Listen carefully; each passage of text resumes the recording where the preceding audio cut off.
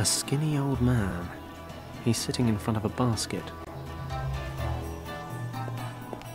Good day.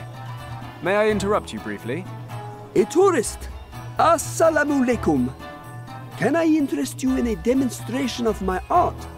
I don't technically have time. But why not? Watch very closely.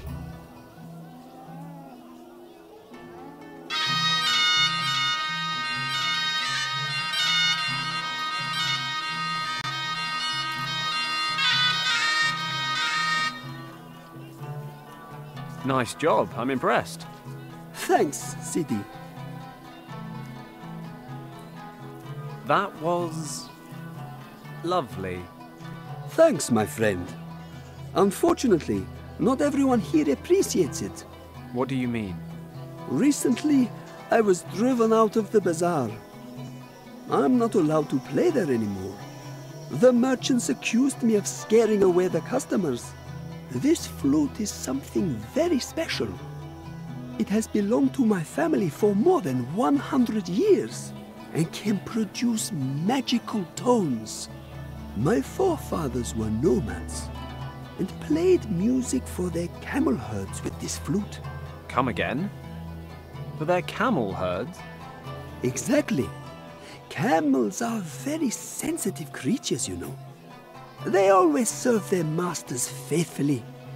Nomads need camels in order to survive the desert. Thus, there is a unique bond between an animal and his owner, which can best be expressed through music. Camels can feel the warmth and gratitude emanating from the sounds of the flute, completely different to the ignorant and soulless traders here in town. These peasants do not know good music. Unlike you, my friend. And the camels, of course. I'm loving the story you told me about this flute. No wonder, Sidi. The flute is something very special. Is it really true that the sound of a flute has a special effect on camels? Allah is my witness. Can I convince you to give me a demonstration? No offense, Sidi, but in order to find a camel, we will need to leave the town, and my legs aren't what they used to be. If the whole thing really interests you, you can borrow the flute and try it out yourself. Ah, grand. Not so fast, Sidi. There's an old saying that goes, "Give and you shall receive." If I lend you my flute, I'll have to take a break. And when I have a break, I get thirsty. Understood. You'll lend me your flute if I get you something to drink. Yes. Okay. I always wanted to learn how to teach snakes these tricks. I mean, how long on average does it take to teach a cobra to move to the rhythm of the music? I shall be honest with you, stranger. Like most snakes, my cobra is completely deaf. It does not even hear the music. It just follows the movements of my hands. But the music creates the right atmosphere amongst the spectators. My thirst for knowledge is quenched.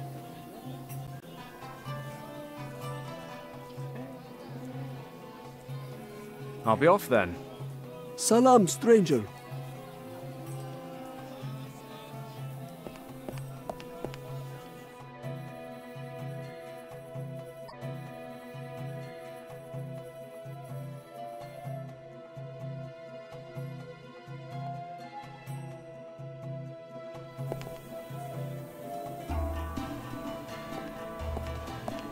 It's a shop selling pots, which is not very exciting.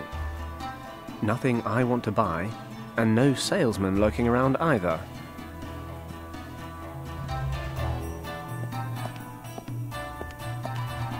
Typical Moroccan clothing. Assalamu alaikum, my friend. Come and have a look at my local produce.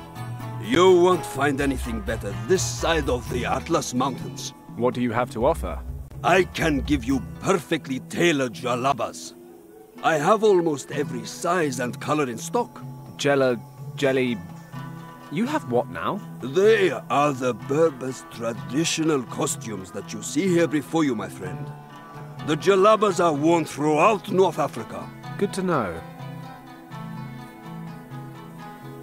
What does a jalaba like this cost? Oh, we can discuss prices later, my friend. First, take a good look at the stock. Have a good feel of the structure of the fabric. Try something on if you want. Only then will you realize the exceptional quality of my stock. I'm more of a quantity, not quality guy. How much? Before I give you a price, you must realize I only manufacture using the finest materials. You won't find better textiles anywhere this side of the Atlas Mountains. Yes, you said that before. I see that shopping for the Western man is not the art it should be. But I like that about you. You are a worthy opponent. A man with character and a strong mind. I'm glad someone sees that. I just wish it weren't you. No offense. None taken, my friend. Perhaps the lady too will see these things when you wear such fine clothing. I shall offer you a special price, my friend. I like you. I think you really want to wear it. And I think that it is made for you. But you must promise me not to tell anyone about the price. Scout's honor. Good. Then listen carefully, for I can only make this offer once. I will give you this jalaba for just 300 francs. No joke! Do we have a deal? How can I put this politely? Not in a month of Sundays. Sorry, I'm just somewhat financially challenged right now. Do you have anything for 5 francs? By Allah! 5 francs?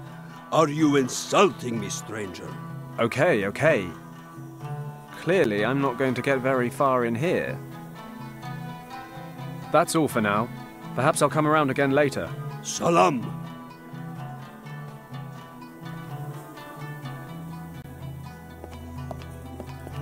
Visit the Great Berber Festival and enjoy dancing, music, and traditional delicacies.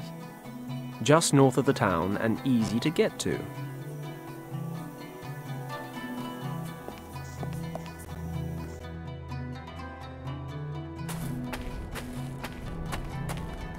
Ah, end of the line. The sign says, "Danger. Do not cross the Salt Lake on your own." It seems the Salt Lake may only be crossed in the company of an experienced guide. And where does one find oneself such a guide? Danger. Do not cross the Salt Lake on your own. It doesn't look very stable. Probably full of hollows just beneath the surface salt. I've ignored warning signs before, often with disastrous consequences. I'd prefer not to cross the lake without a guide.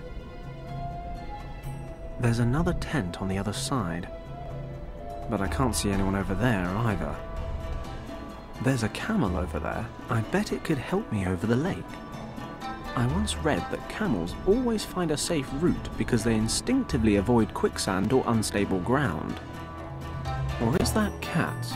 No, it's definitely something to do with camels and their sensitive feet. But of course, the camel guide is nowhere to be seen. There's hay in the trough. I'll take some hay with me, just in case.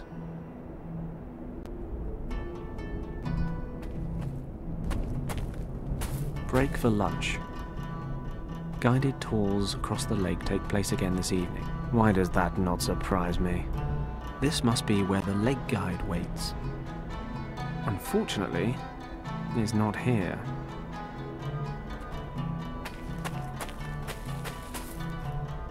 They're covered in sand and dirt, but there are some small crystals in the ground here. I can't break it off with my hand. It's the old crankshaft from the well.